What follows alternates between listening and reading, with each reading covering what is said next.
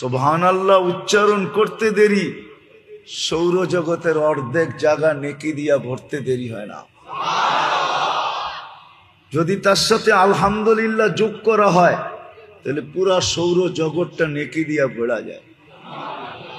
লা ইলাহা ইল্লাল্লাহ উচ্চারণ করতে দেরি, মিজানের পাল্লা ভরতে দেরি হয় না। আপনি আবার ভাইবেন না মিজানের পাল্লাটা অনেক ছোট, ঠিক না?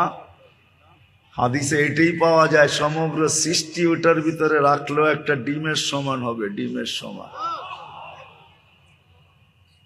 ওটা মিজানের পাল্লা লা ইলাহা ইল্লাল্লাহর নেকি দিয়া ভরা যায়। কিছু জিনিস কর্ম আছে করতে দেরি, ফেরেশতা আমার অনুগত্য হইতে দেরি হয় না। মসজিদে যে বাউজু বসা থাকতে দেরি, ডাইন দিকে এক ফেরেশতা আইসা আমার জন্য হাত উঠায়া দোয়া করতে দেরি করে না। একজন ডাইন দিকেরটা বলে আল্লাহুম্মা গফিরলাহ, আল্লাহ মসজিদে বসে মাফ করে দেন না। আরেকটা বলে আল্লাহুম্মা রহম আলাই, আল্লাহ এর উপরে দয়ার ভান্ডার, দয়ার দরজা খুলে দেন না। কেননা মসজিদে বসছে, আপনার ঘরে বসছে, তারপরও যদি দরজা না খোলেন তো খুলবেন কবে? আরেকটা নামাজ লিখতে থাকে যতক্ষণ মসজিদে বসা থাকে। ওলামারা বলে মাগরিবের পরে সূরা হাসর, হায় হায়, 3 আয়াত পড়তে দেরি, ফজরের পরে এক সিস্টেমে পড়তে দেরি। 70,000 ফেরেশতা মাগরিব পর্যন্ত, মাগরিবে পড়লে ফজর পর্যন্ত তার পক্ষ হয়ে আল্লাহর কাছে মাপ চাইতে দেরি করে না। ফেরেশতা পর্যন্ত অনুগত্য করা যায়, যার কর্মে ফেরেশতা অনুগত্য হয়। অথচ সৃষ্টি 24 ঘন্টা গুনগান গায়, কোনো বিনিময় নেই। স্বাধীনতা বলতে নাই, তারপরও 24 ঘন্টায় গুনগানে রত। কেননা এক দ্বারায় পরিচালিত। আপনি আর আমি এক দ্বারায় পরিচালিত না। আপনাকে আমাকে স্বাধীনতা দিছেন, এই জন্যই আমি আসল জায়গায় চলে আসছি।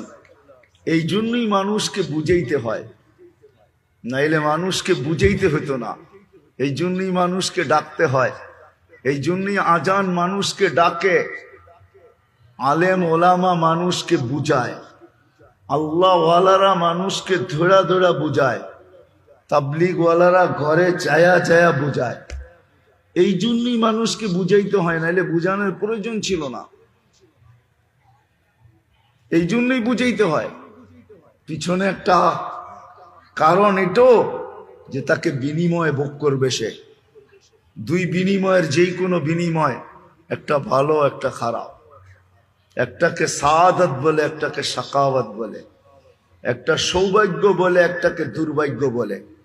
একটাকে জান্নাত বলে, একটাকে জাহান্নাম বলে। একটাকে সফলতা বলে, একটাকে অসফলতা বলে।